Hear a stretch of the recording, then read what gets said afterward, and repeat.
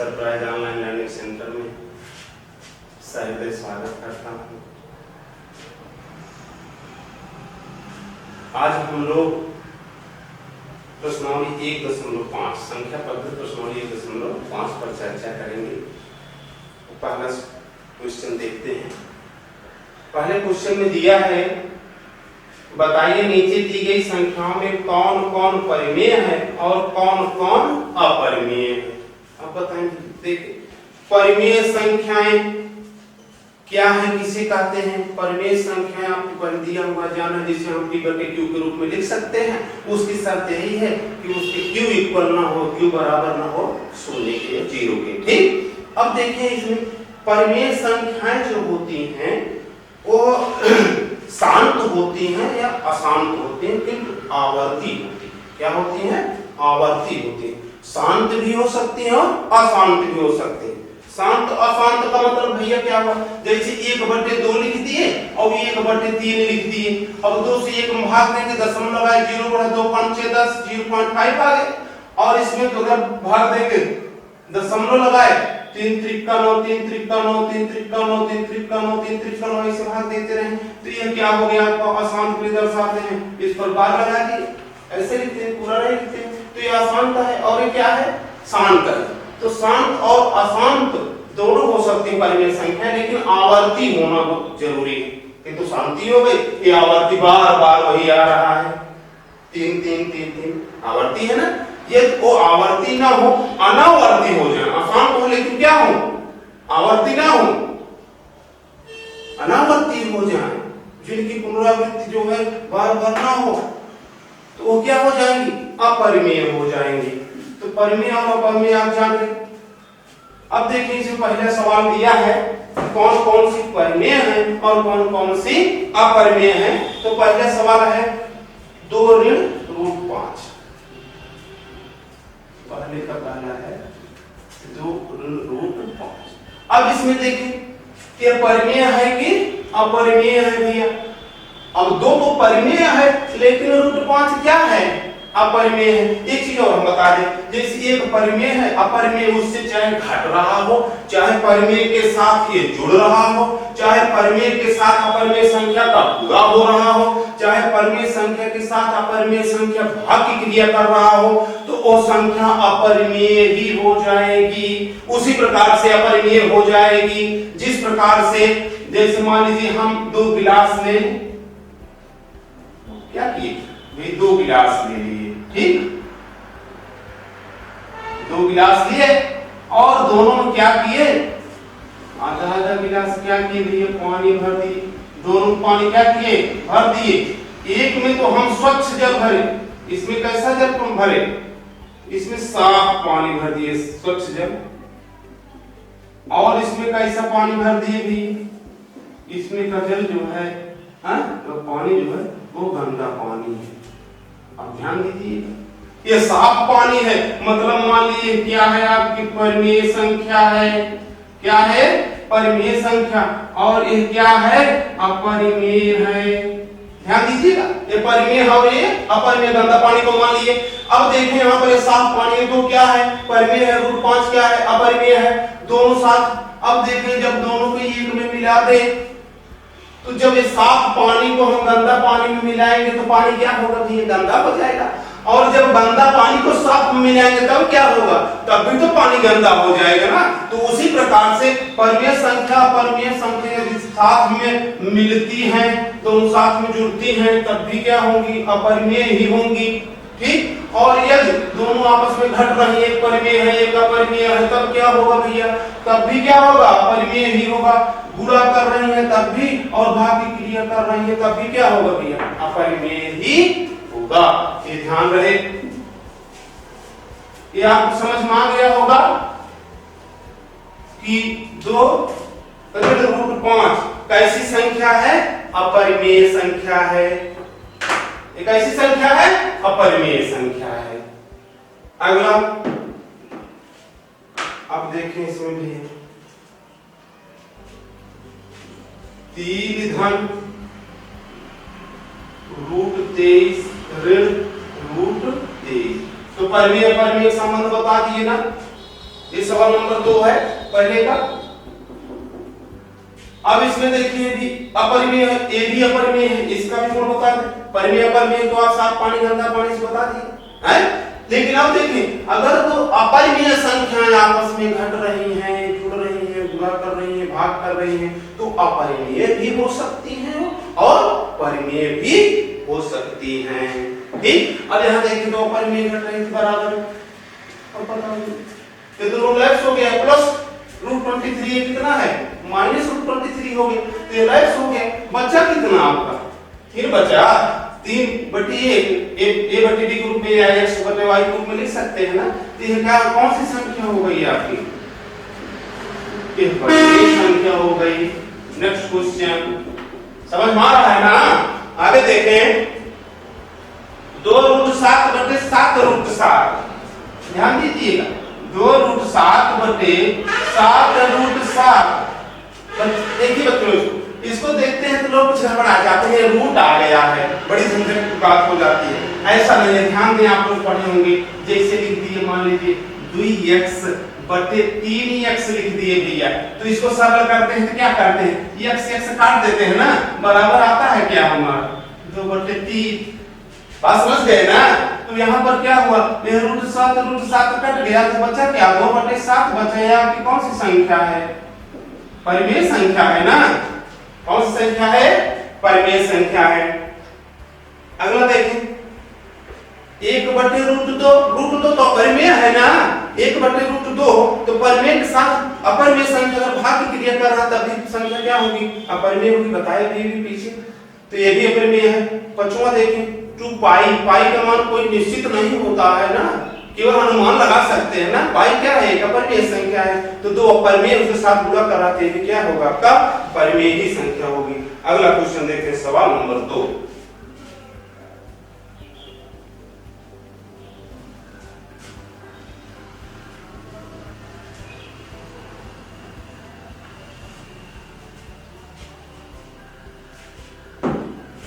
सवाल नंबर 2 है आपका, देखें निम्नलिखित व्यंजकों में से प्रत्येक व्यंजक को सरल करना है भैया। 3√3 और 2√2। देखिए पहले 3√3 एक ब्रैकेट में, अगले ब्रैकेट में 2√2 3√3 2√2। अब इसको सरल करना है। अब यहाँ कुछ नहीं है तो यहाँ पर किसका चिन्ह है गुणा का है ना, इसका गुणा कर लेते हैं। अब 2 लिए इन दोनों पदों में गुणा कर लें। 2 का गुणा 3 के 2 3 6, 2 का गुणा √3 में करेंगे धन का गुणा धन होगा। 2 का गुणा आप देखें √3 में कुछ लोग 2 3 6 इसमें √6 लिख देते हैं, ऐसा नहीं कर सकते हैं। √3 है तो इसका मतलब 1√3 है, गुणा करेंगे 2 से तो ये पूर्ण संख्या है तो 2 1 2√3 ऐसा लिखा जाएगा। और यही अगर ऐसा होता √3 गुणे मान के 2√3 होता गुणे यहाँ √3 होता तो इसका इसमें गुणा होता, यहाँ 2 ही होता तो इसका रूट में होता। यहाँ कुछ नहीं, 1 है, 1 का नाम एक पूर्ण संख्या का पूर्ण संख्या में गुणा होगा 3 दूनी 6। अब ऐसा लिखा जा सकता है, इसको ध्यान दीजिएगा आप लोग, नहीं कुछ लोग यहाँ भ्रम में पड़ जाते हैं। जहां ना समझ में आए आप कमेंट्स बॉक्स में अवश्य कमेंट कीजिएगा, उसका हल आप तक पहुंचाने का हम प्रयास करेंगे। अब 2 का गुणा इसमें करेंगे धन 2 गुणे √3 तो यहाँ ये का है ना, तो ये कम क्या हुआ 2√3 इसका काम हो गया। अब धन √2 का गुणा करेंगे, √2 का 3 में गुणा करेंगे तो धन का गुणा धन 3 रूट क्या हुआ आपका 2 और धन का गुणा धन होगा √2 का गुणा √3 में करेंगे तो 2 3 6। अब इसमें √6 लिख सकते हैं √3 √2 जैसे बताया भी आपको। अब देखिए इसमें सजाती कहीं है, ये तो भैया सजाती नहीं दिखाई दे रहा है, 6 है देखिए ना, और यहाँ पर 2√3 है, यहाँ 3√2 है। यहाँ देखिए √3 है, इसमें √2 है, अंक से नहीं मतलब होता है। अगर यहाँ √3 यहाँ भी √3 होता तो 2√3 और 3√3 5√3 लिख लेते, नहीं तो ये अलग अलग है तो यही आपका आंसर हो जाएगा। ठीक समझ में आया ना। चलिए अगला देखते हैं।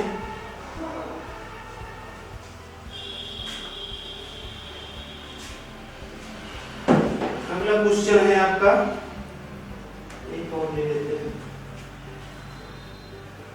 3√3 और 3√3। दूसरा देखें, दूसरी 3√3 और 3√3, यही दिया है ना। हाँ, अब देखें, अब यहाँ पर एक कोष्ठक a प्लस बी, एक कोष्ठक b माइनस बी हुआ। आपको पता होगा पिछली कक्षा में आप पढ़ चुके हैं, एक कोष्ठक में a प्लस बी और एक कोष्ठक में a माइनस बी अगर रहता है तो इसको हम क्या लिखते हैं, a square minus B square लिखते हैं ना। इसी रूप का तो है, इसको मान लीजिए a, इसको मान लीजिए b, तो a धन b a ऋण b, वही है ना। तो a square minus B square, तो 3 का क्या कर दिए भैया वर्ग, माइनस √3 का क्या कर दिए, इसको हम वर्ग कर दिए।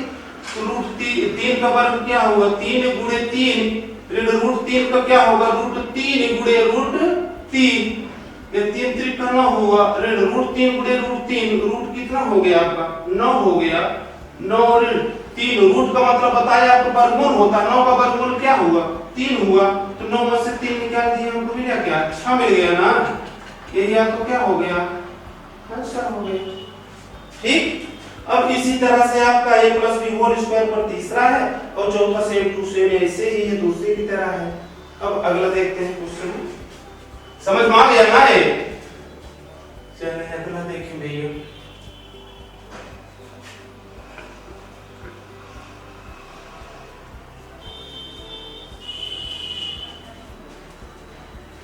अगला क्वेश्चन देखते हैं।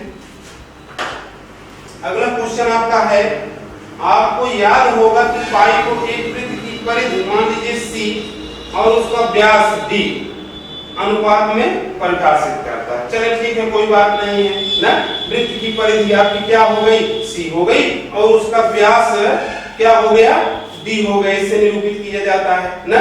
तो पाई इक्वल हो गया c अपॉन d। यह इस तथ्य का अंतर विरोध करता हुआ प्रतीत होता है कि पाई अपरिमेय है।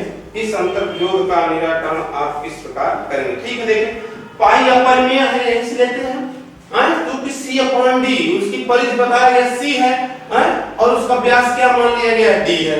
ठीक, तो c अपॉन d लिखा गया है और पाई क्या है, एक अपरिमेय संख्या है। क्यों अपरिमेय संख्या है, क्योंकि हम उसके निश्चित बिंदु तक नहीं पहुंच पाते हैं, निश्चित माप तक नहीं पहुंच पाते हैं कि हम उसके निश्चित माप को प्राप्त कर सकें। जबकि इसका मान जो होता है, पाई का जो मान रखा गया है, निकाला गया है कि 22/7, वो क्या है, परिमेय संख्या है। लेकिन पाई जो है वो परिमेय संख्या नहीं है। जबकि अगर हम पाई को देखते हैं कि अपरिमेय संख्या है और इसका जो मान दिया हुआ कि इसकी परिधि c माना गया है और इसका व्यास d माना गया है, तो उसका मान निश्चित नहीं है ना। तो निश्चित नहीं है, इसलिए वो परिमेय हो सकता है, नहीं हो सकता है। 22/7 के रूप में अगर 7 वहां पर देखते हैं तब c का मान तो निश्चित नहीं है ना।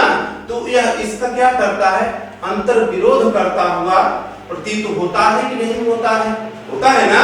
तो इसलिए हम ये कह सकते हैं कि इसका जो निराकरण है वह परिमेय नहीं होगा, क्या होगा, अपरिमेय ही होगा।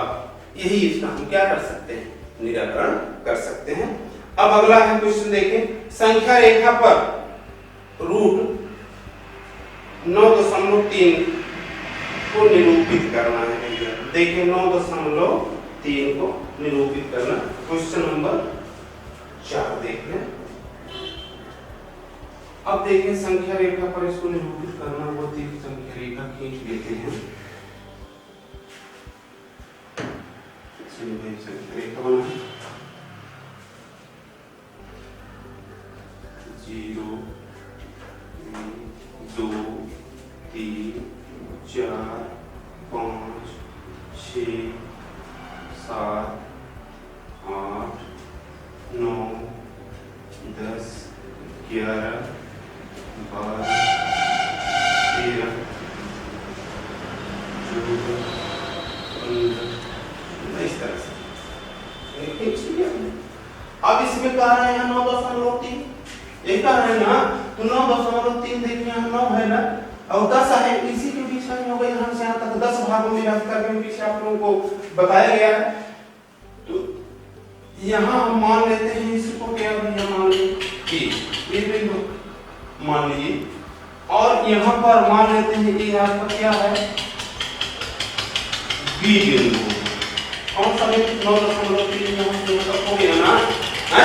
अब क्या करेंगे, यहां से एक इकाई आगे ले लेते हैं। एक इकाई आगे जब लेंगे तो एक इकाई आगे यहाँ तक आएगा लगभग। यहाँ एक बिंदु क्या ले लिए हैं, सी बिंदु ले लिए। कौन सा बिंदु लिए, सी। ये आपका सी बिंदु प्रदर्शित कर रहा है, ठीक। अब क्या करते हैं, सी और ए सी को व्यास मान करके, ए सी को व्यास मान करके मतलब यह हुआ कि नंबर प्रकार की जो यह होगी तो व्यास हो जाएगा इसका ना। तो इसका क्या करेंगे, आधा यहाँ से आधे से अधिक त्रिज्या लेंगे तो ऊपर और नीचे चाप लगा देंगे, तो उसी लंब इसको खींच देंगे, लंबाकार करेंगे तो इन दोनों के बीच को कहीं न कहीं वो क्या कर देगा, काट देगा भैया, लगभग यही काट देगा, मान लेते हैं यहाँ काट देगा, ठीक। अब यहाँ से रख करके एक अर्धवृत्त बनाते हैं। क्या बनाते हैं भैया, अर्धवृत्त बनाते हैं।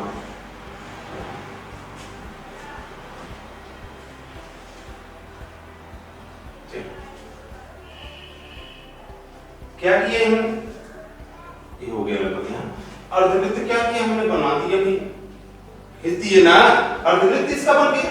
अब देखिए यहाँ पर B पर 90 अंश का कोण बनाती हुई एक रेखा खींच देंगे, लंब इस पर क्या डाल दीजिए, लंब, जो AC इसका मध्य बिंदु यहाँ पर लिए थे ना, इसको हम लिख देते हैं मध्य बिंदु। यम से रख करके इस पर क्या किए, चाप लगाए थे, अर्धवृत्त बनाए थे ना, जो A और C का मध्य बिंदु यम है और B को केंद्र मान करके 90 अंश 90 डिग्री 90 अंश का कोण बनाते हुए एक रेखा खींचती हूं, जो क्या करती है, इस अर्धवृत्त को D बिंदु पर काटती। कहां काटती, D बिंदु पर, कहीं पे काटे, जहां काट दो क्या हो गया आपका, D बिंदु हो गया। अब देखिए यहां पर, अब B को केंद्र मानकर, अब यही BD आपका क्या है, BD। अब इसमें देखिए हम बड़ा लग रहा है, यहां से यहां तक 9.3 जो है रूप में जो आ रहा है, ये छोटा लग रहा है आपको, तो जब आप खींचेंगे नंबर प्रकार जैसे बता रहे हैं तो अपने आप आ जाएगा। अब यहां से देखिए BD ही आपका क्या है, 9.3 रूट 9.3 है। अब B को केंद्र मान करके, BD की त्रिज्या से, B को केंद्र माने, इसकी त्रिज्या ले ली, एक चाप यहीं से रख करके इसे चाप लगा देंगे, कहीं कहीं भी ये इसको काट देगा, ठीक। B से रख करके, तो जहां पर काट दिया उसको क्या लिख देते हैं, P। अब यहाँ आपके B और P, यहां तक B और P, इसके जो है बीच कितना होगा, 9.3। यही आपका B और P संख्या रेखा पर जो BD के बराबर है, B और D को केंद्र मानकर BD की त्रिज्या से चाप लगाए, यही आपका B और P जो है रूट 9.3 है। ये संख्या रेखा पर निरूपित हो गया। अगला क्वेश्चन देखते हैं, समझ में आ गया कि नहीं, हमें विश्वास है समझ में आ गया होगा। इस तरह से आप पुनः प्रयास करेंगे, यदि नहीं आता है समझ में तो आप कमेंट बॉक्स में अवश्य कमेंट कीजिए, उसका हल हम आप तक पहुंचाएंगे। अगला सवाल है, निम्नलिखित के हरों का परमेयीकरण कीजिए। अब देखिए परमेयीकरण करना है, पांचवें का पहला है भैया, पांचवें का पहला हर का परमेयीकरण 1/√7 दिया है ना, तो हर का परमेयीकरण मतलब 1/√7 है, तो ऊपर नीचे क्या करेंगे, √7 से गुणा कर देंगे, बराबर √7 एक कम √7 ही होगा, 1√7 होगा, और 7 सता क्या हो गया आपका 49 हो गया ना। अब √7 है 49, रूट का मतलब वर्गमूल 7 सता 49, हर का परमेयीकरण हो गया कि नहीं हो गया आपका। अगला क्वेश्चन देखिए, इसमें 1/√7 √6, दूसरा देखो 1/√7 √6। देख रहे हैं ना, हर का परमेयीकरण इसका करना है। तो नीचे देखें √7 ऋण √6 है ना, तो यहाँ ऋण है तो यही चिन्ह बदल करके हर और अंश दोनों में गुणा कर देते हैं। √7 धन √6 √7 धन √6 ये बराबर हो गया √7 धन √6 एक में गुणा करेंगे तो वही मिलेगा √7 धन √6 बटे, अब इसका गुणा करें तो कोष्ठक a प्लस b कोष्ठक में माइनस b मिल गया आपको ना, इसका माइनस b स्क्वायर, तो √7 का क्या हुआ भैया वर्ग और ऋण √6 का क्या हुआ वर्ग हो गया। ये बराबर √7 धन √6 बटे √7 का वर्ग कर देंगे तो रूट हट जाएगा ना, 7 आ गया, या वैसे कर ले 7 7 49 का वर्गमूल 7 हो गया, ऋण 6 का वर्गमूल 36 36 का वर्गमूल क्या हो गया 6 हो गया ना। ये बराबर मिला हमको क्या √7 धन √6 बटे 1 हो गया, हर का परमेयीकरण हो गया ना, यही हमको क्या हो गया आंसर हो गया। नीचे एक लिखो या ना लिखो। अब ये प्रश्नावली आपकी पूरी हो गई। इसके बाद अगले वीडियो में आप लोगों को 1.6 प्रश्नावली पढ़ाई जाएगी।